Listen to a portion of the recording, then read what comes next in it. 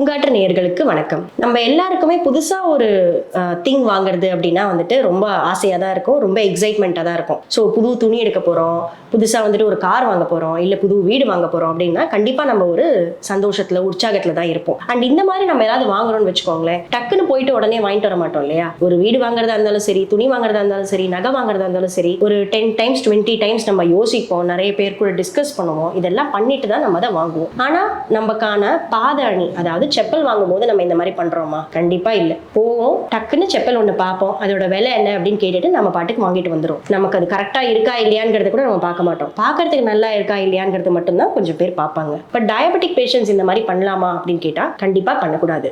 அதுக்குன்னு இந்த ஸ்டைலா இருக்கிற செப்பல்லாம் நாங்க போடவே முடியாதா டாக்டர் அப்படின்னு கேட்டா அப்படி இல்லை. உங்களுக்கு அந்த செப்பல் அப்ராப்ரியேட்டா இருக்கா, உங்களுக்கு அதனால எந்த பாதிப்பும் ஏற்படாதா அப்படிங்கறத மட்டும் நீங்க கன்ஃபார்ம் பண்ணிட்டு வாங்குற மாதிரி இருக்கும். எதனால செப்பல்ங்கிறது இவ்வளவு முக்கியம்?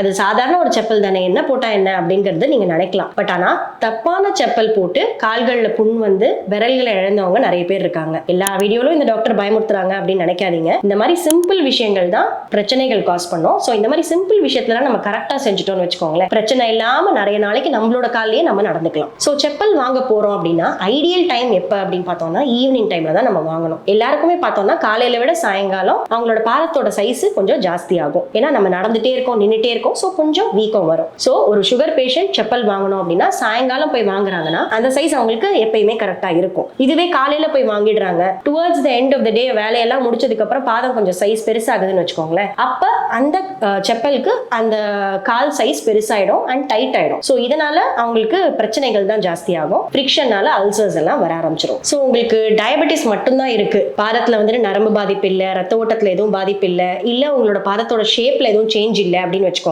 அப்ப நீங்க சாண்டல் டைப்ல இருக்கிற ஃபுட்வேரோ இல்ல ஷூஸோ கண்டிப்பா வாங்கலாம். சாண்டல்னா என்னன்னா ஜஸ்ட் உள்ளுக்குள்ள நுழைக்கிற மாதிரி இருக்கிற ஃபுட்வேர், அதாவது விரல்கள் கிடையில இந்த ஹவாய் செப்பல்லாம் இருக்கும் இல்லையா, அந்த மாதிரி பிடிக்கிற மாதிரி இல்லாம உள்ள நுழைக்கிற மாதிரி இருக்கிற சாண்டல்ஸ் நீங்க வாங்குறது தான் ஐடியலா இருக்கும். சோ இதுல சில ஃபீச்சர்ஸ்லாம் இருக்கா அப்படிங்கறத கண்டிப்பா நீங்க பார்த்துட்டு தான் வாங்கணும். ஒண்ணு, உங்களோட பாதத்தோட ஷேப்புக்கு அண்ட் சைஸுக்கு அது கரெக்டா இருக்காங்கிறத நீங்க போட்டு பார்க்கணும். சோ நீங்க செப்பல் போட்டதுக்கு அப்புறம் உங்களோட லாங்கஸ்ட் டோ, அதாவது மோஸ்டா அந்த ரெண்டாவது விரல் தான் எல்லாருக்குமே லாங்கா இருக்கும், அதை தாண்டி கொஞ்சம் ஸ்பேஸ் இருக்கா அப்படிங்கறத பார்க்கணும். ஸோ அது போயிட்டு நம்ம செப்பலோட முனையில முட்டிட்டு இருக்க கூடாது.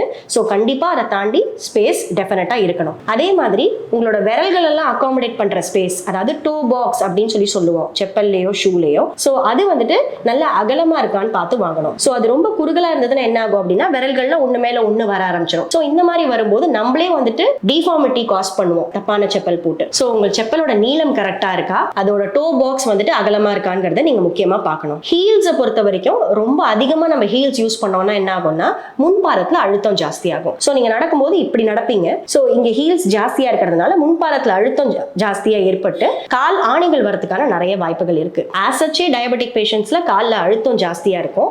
அதே மாதிரி இந்த ஹை ஹீல்ஸ் செப்பல் யூஸ் பண்றப்போ நம்மளே வந்துட்டு இன்னும் அந்த பிரஷர்ஸை ஜாஸ்தி பண்ற மாதிரி ஆயிடும். அதனால வலிகளும் ஏற்படும், பின்னாடி இருக்கிற மசில்ஸும் வந்துட்டு கண்ட்ராக்ட் ஆக ஆரம்பிச்சிடும். சோ இதனால டிஃபார்மிட்டிஸ் நம்மளே காஸ் பண்ணிடுவோம். எல்லாருக்குமே சாஃப்டா போட்டுக்கிற செப்பல் அப்படின்னா ரொம்ப ரொம்ப பிடிக்கும் தான். சோ உங்களோட இன்சோல்ஸ் வந்துட்டு சாஃப்டா இருந்தா தப்பு கிடையாது. பட் அவுட் சோல், அதாவது உங்களோட செப்பலோட அடிப்பகுதி, வெளியில இருக்கிற அடிப்பகுதி வந்துட்டு நல்லா ஸ்டிஃபா இருக்கா, ஸ்ட்ராங்கா இருக்காங்கிறத நம்ம பார்க்கணும். சோ ஒரு செப்பல் வாங்கும் போது அதை மடக்கி பாருங்க. சோ ஈஸியா மடங்குற மாதிரி நிறைய செப்பல் இருக்கும், அதெல்லாம் நல்லதுன்னு நினைச்சு நிறைய பேர் போட்டுட்டு இருப்பாங்க. அந்த மாதிரி நம்ம போடக்கூடாது. சோ மடக்கி பார்க்கும்போது ஈஸியா மடங்காத மாதிரி இருக்கிற செப்பல் நீங்க யூஸ் பண்றது தான் உங்களுக்கு ஐடியல். அதை தவிர எப்பயுமே மேல வந்துட்டு இந்த வெல்க்ரோ மாதிரி ஸ்ட்ராப்ஸ் இருக்கும் இல்லையா, சோ அந்த மாதிரி ஸ்ட்ராப்ஸோட ஓபன் க்ளோஸ் பண்ற மாதிரி ஸ்ட்ராப்ஸோட நீங்க வாங்கினீங்க அப்படின்னா சப்போஸ் உங்களுக்கு பாதம் வீக்கம் வந்தது அப்படின்னா கூட நீங்க அதை அட்ஜஸ்ட் பண்ணிக்கலாம். சோ கம்ப்ளீட்டா க்ளோஸ்டா இருக்கிற செப்பல்ல உங்களுக்கு அந்த ஆப்ஷன் இருக்காது. சோ முடிஞ்ச அளவுக்கு ஸ்ட்ராப்ஸோட இருக்கிற செப்பலை யூஸ் பண்ண பாருங்க. உங்களுக்கு ஏற்கனவே பாதத்துல டயபெட்டிஸ்னால சர்ஜரி பண்ணிருக்காங்க, ஆனா விரல்கள்லாம் எதுவும் எடுக்கல அப்படின்னா நீங்க இந்த சாதாரண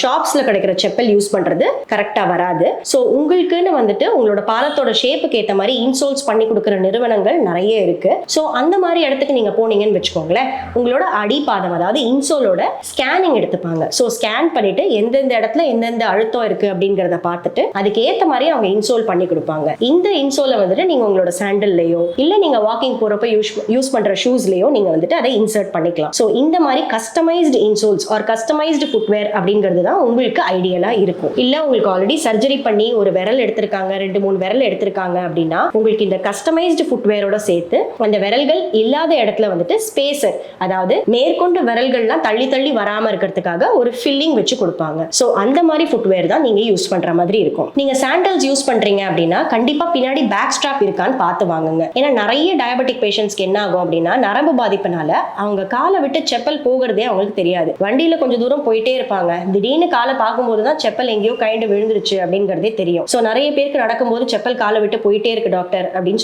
சொல்லியிருக்காங்க. ஸோ நீங்க பேக் ஸ்ட்ராப் யூஸ் பண்றப்போ அந்த ஃபுட்வேர் உங்க காலை விட்டு வராம இருக்கும், எந்நேரமும் அது உங்களோட பாதத்தை ப்ரொடெக்ட் பண்ணிட்டே இருக்கும். ரொம்ப முக்கியமான விஷயம் அப்படி என்னன்னா நிறைய பேருக்கு இந்த ஹவாய் செப்பல் பிடிக்கும், ஏன்னா ஈஸியா டக்குன்னு மாட்டிட்டு போயிடலாம் இல்லையா. ஸோ அந்த மாதிரி இருக்கிற செப்பல் கண்டிப்பா 100% டயபெட்டிக் பேஷண்ட்ஸ் யூஸ் பண்ண கூடாது. உங்களுக்கு புண்கள் இருக்கோ இல்லையோ, உங்களோட பாதத்தோட ஷேப்ல சேஞ்சஸ் இருக்கோ இல்லையோ, நீங்க அந்த மாதிரி ஹவாய் செப்பல் யூஸ் பண்ணாதீங்க. அந்த மாதிரி யூஸ் பண்றப்போ என்ன ஆகுது அப்படின்னா விரல்கள்லாம் இப்படி மடங்க ஆரம்பிச்சிடும். ஸோ இந்த மாதிரி மடங்கும் போது என்ன ஆகுனா விரலோட முனைகள்ல வந்துட்டு பிரஷர்ஸ் ரொம்ப அதிகமாகி இங்கெல்லாம் உங்களுக்கு காலாணிகள் வர ஆரம்பிச்சிடும். ஸோ இந்த காலாணி அடியில டைரக்டா எலும்பு இருக்கிறதுனால புண்களா மாறி எலும்பு பாதிக்க கூடும். ஸோ ஹவாய் செப்பல்ஸ் கண்டிப்பா அவாய்ட் பண்ணணும். பேக் ஸ்ட்ராப்போடலாம் செப்பல் வாங்கிட்டு நிறைய பேர் என்ன பண்ணுவாங்க அப்படின்னா டக்குன்னு போகணும் அப்படிங்கிறதுக்காக அந்த ஸ்ட்ராப்பை கூட மாட்டாம அந்த ஸ்ட்ராப்பை மிதிச்சுட்டே நடந்துட்டு போயிடுவாங்க. இந்த மாதிரி கண்டிப்பா பண்ணாதீங்க, அது உங்களோட பர்பஸை சர்வ் பண்ணாது. இன்னொரு விஷயம் அதுவே வந்துட்டு உங்களோட பாதத்துல புண்கள் காஸ் பண்ணலாம். ஐடியலா நம்ம வந்துட்டு செப்பலோ ஷூவோ சாக்ஸோட போட்டுக்கிறது தான் நல்லது. ஏன்னா அந்த சாக்ஸ் வந்துட்டு உங்களோட செப்பலுக்கும் உங்களோட பாதத்துக்கும் நடுவில் இருக்கிற ஃப்ரிக்ஷனை ரொம்பவே கம்மி பண்ணும். ஸோ அதனால உங்களோட பாதத்துல கால் ஆணிகள் வருது நல்லாவே டிலே ஆகும். ஸோ சாக்ஸ் போட்டுக்கிறது will be the best solution. But socks போட்டுக்க முடியாதவங்க கண்டிப்பா வீட்டில் எந்நேரமும் செப்பல் போடணும். ஒரு ஸ்டெப் நம்ம வைக்கிறோம் அப்படின்னா கூட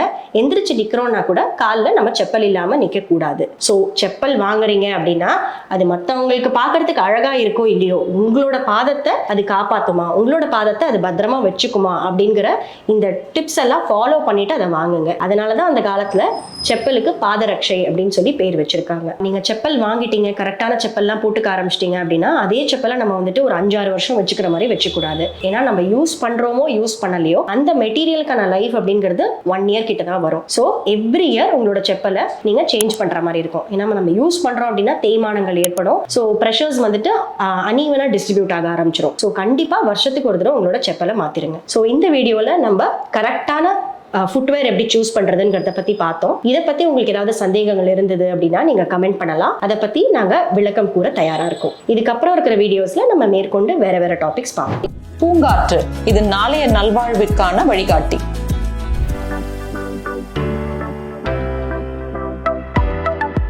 தொடர்ந்து எங்களோட வீடியோக்களை பார்க்கறதுக்கு பூங்காற்று சேனலை சப்ஸ்கிரைப் பண்ணுங்க அண்ட் ஃபாலோ பண்ணிடுங்க.